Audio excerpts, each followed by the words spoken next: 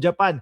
Ngayon ho, mga kababayan, eto, 'no, sa hinaba-haba ng panahon na tayo ay nabubuhay dito sa mundo ibabaw, eh, mukhang ngayon pa lang natin makikita, mga boss chief amo, sir, na talagang actually nakulong na dati si Atong Ang, 'no, kung di ako nagkakamali. Nakulong na dati, pero eto ho, mga boss chief amo, sir, talagang, sineserban na ng warrant of arrest si Atong Ang, ha. Nasaan na ho ba ang inyong kliyente? At hinahanap na po. Hindi kasi mai-serve yung warrant of arrest at dun po sa mga kanyang mga kabahayan ay talagang, iniisa-isa ho, mga boss chief amo, sir, ng ating mga kapulisan.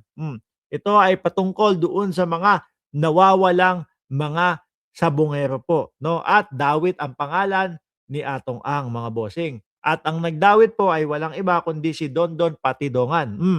Attorney, nasaan na ho ba ang inyong kliyente? Huli ko pong nakita si Mr. Ang kahapon. Kami magkasama. Ayan, maganda 'yan, 'no? Bakit ngayon ano, talagang kapagka yung mga ganyan na ayaw na nilang harapin, eh. Mga nagtatago na, hindi naman nila puwedeng sabihin na, "Oy hindi, oy Mark, hindi ako nagtatago." 'No? Ayan siyempre, naka-publicize na ho daan sa mga pahayagan, naka-publicize na ho sa mga TV, sa mga social media. Alam niya na hinahanap na siya, 'di ho ba? Oh, hindi siya lumilitaw. So, ibig sabihin, nagtatago na 'yan. Nagpapirma ako sa kanya ng aking appearance.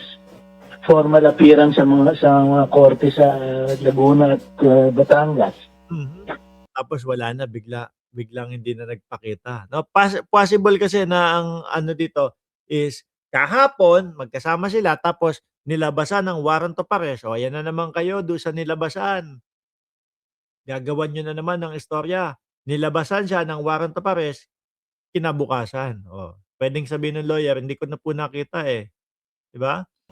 Pagkaalam ko, nandito lang sa Pilipinas. So, kahapon po ay magkasama pa kayo. Yes, sir. Yes, ma'am. Maaari niyo ho bang sabihin sa amin saan kayo nagkita? Yan. Sa bahay niya. Is this the one Sa in Pasig, Pasig. sir? Okay. Because Yes, yan yes, din ma'am. po yung bahay na pinuntahan ng mga otoridad para to serve the arrest warrant. Would that be correct, sir? Kayaman ho kasi niyan, mga kababayan, panigurado at, sigurado ako meron, mga tao yan sa loob, eh, 'no? Merong mga siguro sabihin na nating mga kaibigan o may mga, intel yan, "Oh, boss, eto na, naku lalabas na po yung warrant of arrest mo. Eto na, eh, ganito na, ise-serve na sa iyo." Makakasibat, 'no? Magbigay dapat ng reward, sabi ni Marlon Fulgado. Kaninang hapon. Hindi, mukhang kailangan diyan si General Torre, ano? 'Di ba si General Torre talagang kahit nasa ilalim ho ng imbornal, kahit na, kung ano pang mga pagtatago yung ginawa ni Buloski, wala, nahuli at nakuha pa din ho, mga kababayan. Kahit anong layo ni dating Pangulong Duterte nandoon sa ano, sa Hong Kong, napabalik. O yun, pagkabalik, eh, sabay posas. Hindi pala pinosasan, sabay lipad papunta doon sa Dahig. Tingin ko dapat ang i-ano dito, ang i-destino dito si General Torre, 'no? Po, hinalugog po nila yung bahay ni Mr. Ang sa Pasig.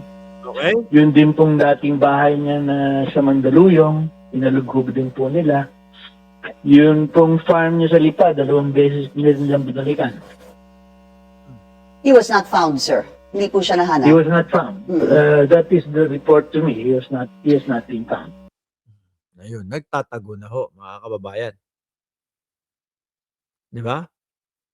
Nagtatago na po. Pero sa galing po ng ating mga kapulisan ngayon na humanap, maghagilap po ng mga wanted, mga boss chief amo, sir, feeling ko hindi din po magtatagal. Hindi lalagpas ang 6 na buwan. Kung sakali talaga, na tinuloy-tuloy na ni Atong ang kanyang pagtatago, feeling ko ho, eh, makukuha at makukuha pa din 'yan. 'Di ba? Anyway ho, mga boss chief amo, sir, 'no, maaga pa ako bukas, ha. Eh, magpapaalam na muna ako sa inyo at bukas, 'no, gabi diyaan sa inyo, 8:00 ng gabi, naka-live ho tayo, mga boss chief amo, sir, okey? Muli po, maraming salamat and God bless po sa ating lahat. Sa kunabirahan!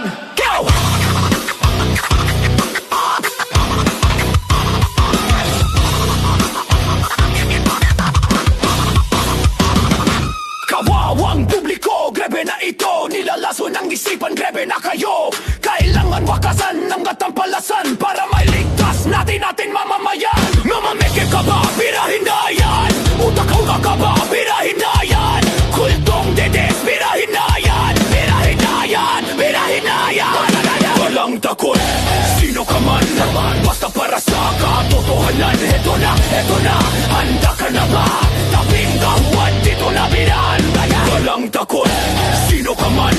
Basta para sa katotohanan. Eto na, handa ka na ba? Tabing kahuan, dito na birahan. Dito na birahan. Dito na birahan. Yeah! Opinong malinaw at malupit. Lalatay sa'yo na humahagupit. Mga hindi pilit pero totoo. Kami ang gigiba sa inyong santo. Namameke ka ba? Birahin na yan. Utak-utak ka ba? Birahin na yan. Kultong dides, birahin na yan. Birahin na yan. Birahin na yan. Walang takot, sino ka man. Basta para sa katotohanan. Eto na, handa ka na ba? Tabim nga huwad, dito na birahan. Walang takot, sino ka man. Basta para sa katotohanan. Eto na, handa ka na ba? Tabim nga huwad, dito na birahan.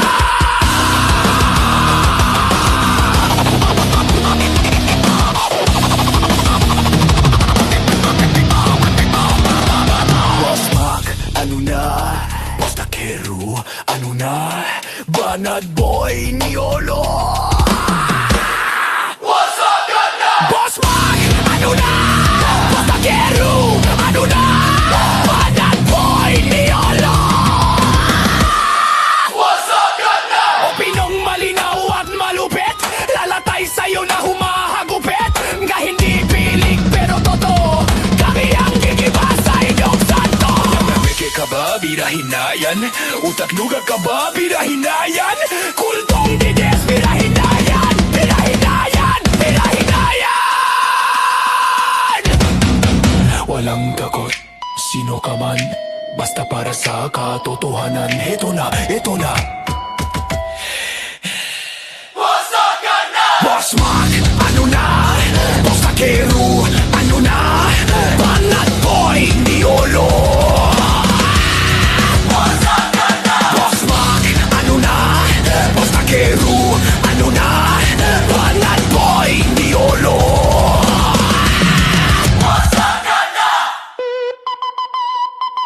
Opinisyong malina at malupit. Lalatay sa'yo na humahago.